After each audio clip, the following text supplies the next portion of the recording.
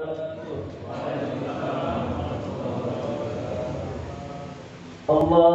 Akbar, Allahu Akbar, Allahu Akbar, Allahu Akbar, Allahu Akbar, Allahu Akbar, Allahu Akbar, Allahu Akbar, Allahu Akbar, walillahil hamd. Alhamdulillahirabbil alamin. Arsala rasulahu bil huda wa dinil haqq liyudhhirahu 'ala ad-dini kullihi walau karihal musyrikun. Asyhadu an la ilaha illallah wa asyhadu anna Muhammadan abduhu wa rasuluh. Allahumma shalli 'ala Muhammad wa 'ala ali Muhammad. Bapak-bapak, ibu-ibu, jamaah salat Idul Fitri yang dirahmati Allah Subhanahu wa taala. Yang pertama dan paling utama, mari kita ucapkan syukur kepada Allah Subhanahu wa taala karena sampai pagi hari ini kita masih diberi kesempatan oleh Allah Subhanahu wa taala. Terlepas ada keluarga besar di perumahan kita, ada yang tertimpa musibah, ibu yang meninggal dunia, tidak lagi yang terbaik untuk kita semuanya. Salam beri salam kita aturkan kepada Nabi Muhammad SAW beserta keluarga, para sahabat sahabiah dan para pengikutnya sampai akhir hayat. Kita berdoa kepada Allah Subhanahu wa taala, ya Allah, semoga kami istiqomah di jalan-Mu ya Allah. Karena belum tentu yang di depan mimbar, yang khutbah ini masuk surga. Bahkan sebaliknya.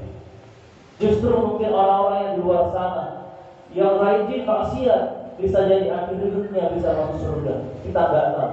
Karenanya jangan sampai kemudian kita mengklaim bahwa kita itu adalah yang paling baik. Sekali lagi, mari kita berdoa sama-sama. Mudah-mudahan kita semuanya istiqomah, matinya husnul khatimah, dan insya Allah dipertemukan surga firdaus Allah Subhanahu wa taala. Amin ya rabbal alamin. Dalam kesempatan ini izinkan kami untuk mengingatkan diri pribadi dan para jamaah salat Id sekalian. Mari kita senantiasa meningkatkan ketakwaan kita kepada Allah Subhanahu wa taala dengan sebenar-benar takwa, yaitu menjalankan apa-apa yang sudah diperintahkan oleh Allah Subhanahu wa taala dan menjauhi apa-apa yang sudah dilarang oleh Allah Subhanahu wa taala. Bapak Ibu salat Id, jamaah salat yang dirahmati Allah Subhanahu wa taala, dalam kesempatan ini kami ingin menyampaikan ada 3 hikmah hari raya Idul Fitri ini. Yang pertama, hikmah kita di wabah Covid.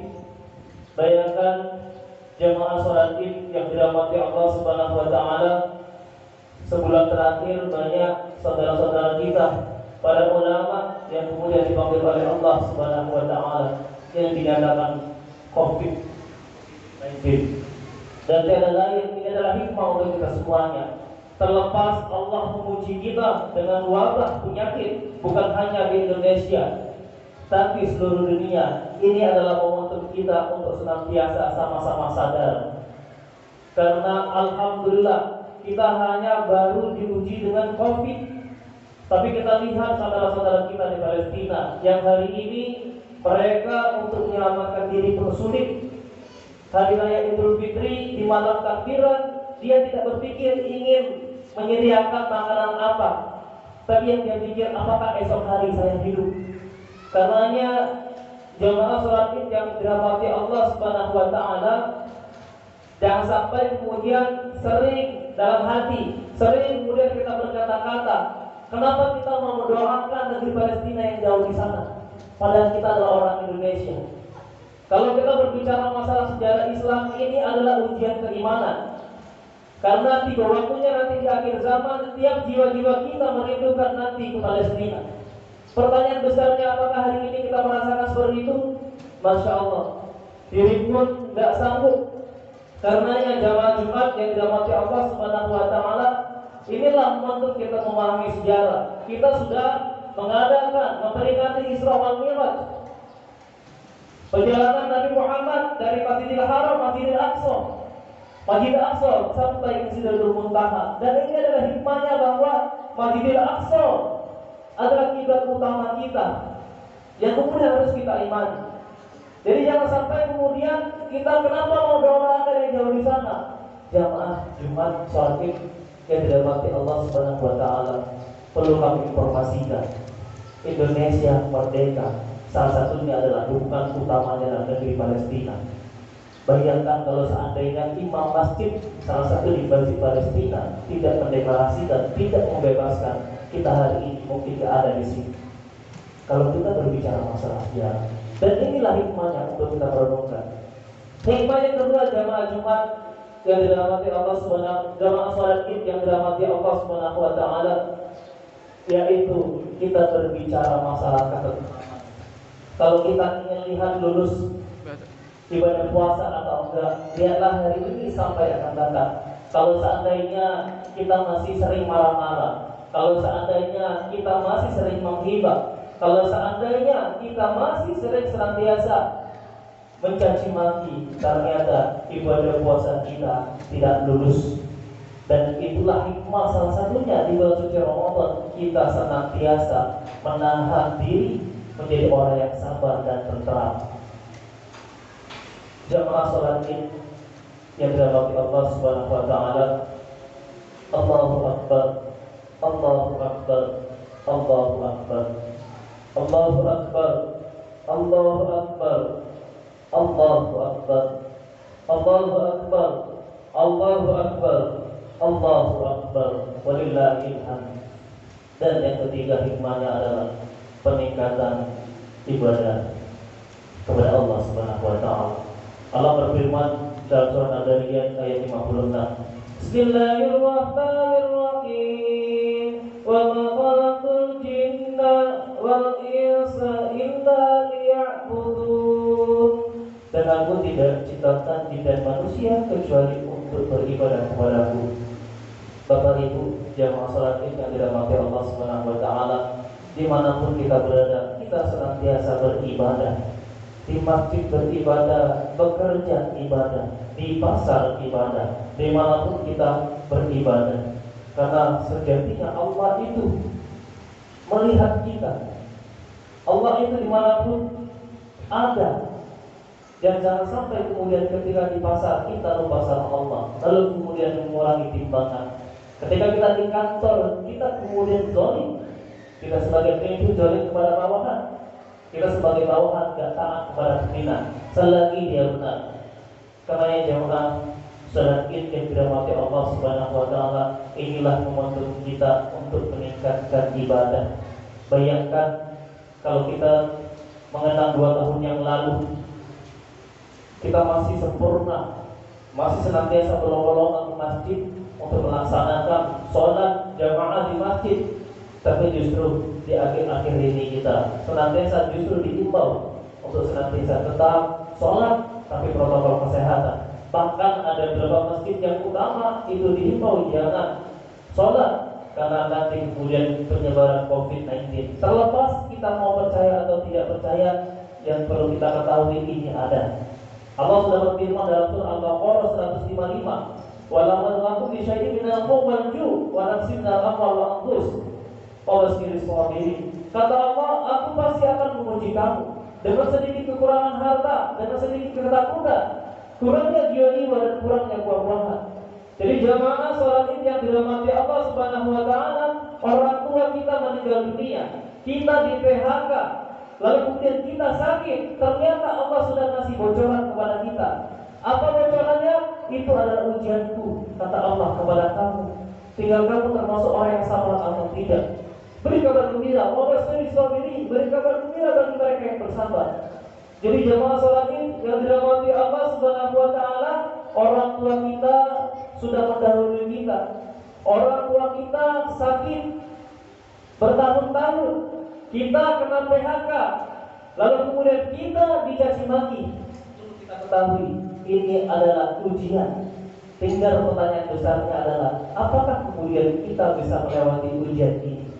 Ingat Bapak Ibu jemaah salat Id yang dirahmati Allah Subhanahu wa taala, sabar tidak ada batasnya. Yang ada batasnya adalah kemampuan manusia untuk bersabar. Tinggal pertanyaan besarnya, yakin atau tidak kita dibandingkan orang yang bersabar itu? Kata Allah, siapa orang yang bersabar? Alladzina asabatuhum musibah qalu inna lillahi wa inna ilaihi raji'un. Apabila tertimpa musibah dan dia berkata, sesungguhnya kita dari Allah dan kembalinya kepada Allah. Kita tidak ada duit, sabar saja. Karena kenapa selagi kita masih punya nyawa kata Allah, rezeki kita masih ada. Tinggal kita berpikir positif atau tidak. Tinggal kita bersyukur atau tidak. Lain syakartum berani oleh kawan terkina ada tidak syahid. Barang siapa yang bersyukur, Allah akan tambah nikmat kepada kita. Tapi kalau seandainya kita kufur, azab Allah sangat pedih.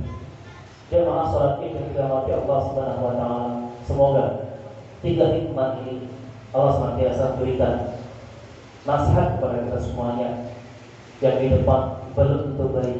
Karenanya kita doa sama-sama.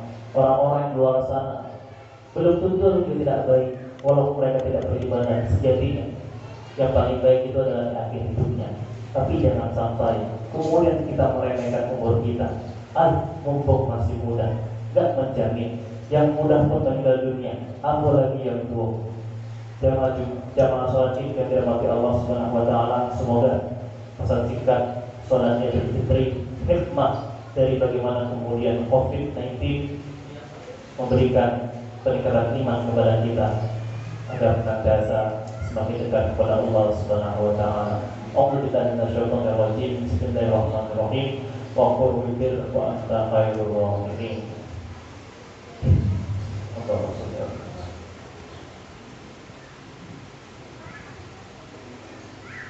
Allahu akbar, Allahu akbar, Allahu akbar, Allahu akbar, Allahu akbar, Allahu akbar, Allahu akbar, Allahu akbar, Allahu akbar, walillahil hamd. Alhamdulillahi rabbil alamin. Alhamdulillahilladzi arsala rasulahu bil huda wa dinil haqq liyudhhirahu 'ala ad-din kullihi wa kafa billahi shahida. Wa asyhadu an la ilaha illallah wa asyhadu anna Muhammadan abduhu wa rasuluh. Allahumma shalli 'ala Muhammad wa 'ala ali Muhammad. Ittaqullah wa tuqatih wa la tamutunna illa wa antum muslimun. Saudara sekalian, Bapak Ibu, salat Idul Fitri 1442 Hijriah. Khutbah yang kedua ini saya pribadi mengajak untuk diri pribadi dan jamaah salat sekalian, mari senantiasa kita merindukan hidup kita, membayangkan akhir hidup kita, membayangkan amalan-amalan kita. Apakah kemudian amalan kita sudah layak nanti siap untuk dipanggil oleh Allah atau tidak? Karenanya jabatan, harta itu tidak menjamin akhir hidup kita baik.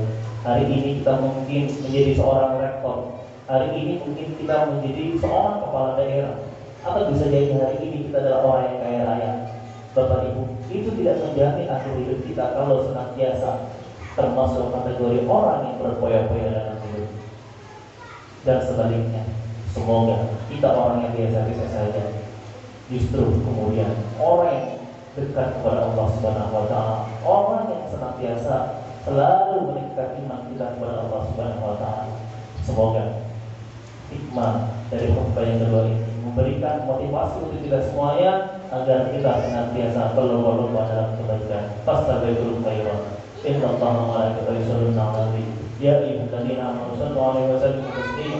Allahumma shalli 'ala Muhammad wa 'ala Muhammad kama shallaita 'ala Ibrahim wa 'ala ali Ibrahim fil 'alamin innaka Hamidum Majid. Allahumma ighfir lil muslimina wal muslimat wal mu'minina wal mu'minat al ahya'i minhum wal amwat. Allahumma 'izzal Islam wal muslimin. Allahumma 'izzal muslimin. Allahumma ansur bil mujahidin fi Filistin. Allahumma ansur bil mujahidin fi Filistin wa fi Suriah wa fi Iraq wa fi Makkah wa fi Madinah wa fi Indonesia.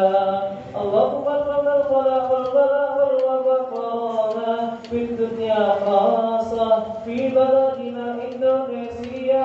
Allahumma inna nas'aluka ridhaka wal jannah wa na'udzubika min sakhatika wan nar.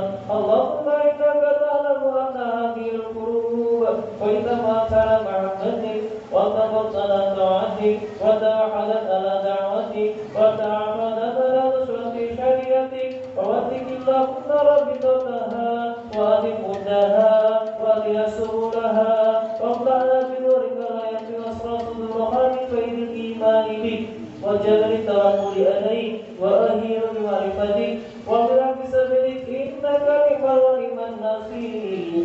Ya Allah, ya Tuhan kami, untuk kedua orang tua kami, sahabat tetangga kami yang telah mendahulukan kami, ya Allah. Ampuni dosa-dosa mereka, ya Allah. Lapangkanlah kuburnya, ya Allah. Jadikanlah kuburnya menjadi taman-taman surga, ya Allah. Untuk kedua orang tua kami, sahabat tetangga kami yang sedang sakit, angkatlah penyakitnya, ya Allah. Angkatlah penyakitnya, ya Allah. Berikanlah yang terbaik darimu, ya Allah, agar senantiasa kami kumpul dalam kondisi sehat walafiat, ya Allah. Ya Allah, ya Tuhan kami, untuk kedua orang tua kami, sahabat tetangga kami yang sedang tertimpa musibah, ya Allah, yang sedang diuji keimanan oleh-Mu, ya Allah. Berikanlah kekuatan untuk mereka, ya Allah, agar senantiasa diberi ujian mengambil hikmah agar semakin dekat kepadamu, ya Allah. Ya Allah, ya Tuhan kami, untuk kami, panjangkanlah umur kami, perbanyaklah ilmu kami, berkahkanlah umur kami, berkahkanlah rezeki kami, ya Allah, ya Tuhan kami. Jadikanlah kami hamba yang selalu dicinta surga-Mu, ya Allah. Pertemukanlah kami bukan hanya di sini, ya Allah. Pertemukanlah kami di surga Firdaus-Mu, ya Allah. Pertemukanlah kami surga Firdaus-Mu, ya Allah. Rindukanlah kami di surga Firdaus-Mu, ya Allah. Ya Allah, ya Tuhan kami, kabulkanlah doa kami, ya Allah. Kabulkanlah doa kami, ya Allah. Kabulkanlah doa kami, ya Allah. Rabbana atina fid dunya hasanah wa fil akhirati hasanah wa qina adzabannar. Subhana rabbika rabbil izzati amma yasifun wa salamun alal mursalin walhamdulillahi rabbil alamin. Ibadallah, Allah yang berhati lisan wa idza yasuna wa yaman fasihun kalbah ya bikuna ala kadallah. Diri saya pribadi mohon maaf dari Pemkab dan kami juga mewakili dari pengurus masjid Muwasain. Mohon maaf dan anggap saja ada salah dan tolong dimaafkan. Kepada Allah yang Maha Ampun, akhirul kalam. Assalamualaikum warahmatullahi wabarakatuh.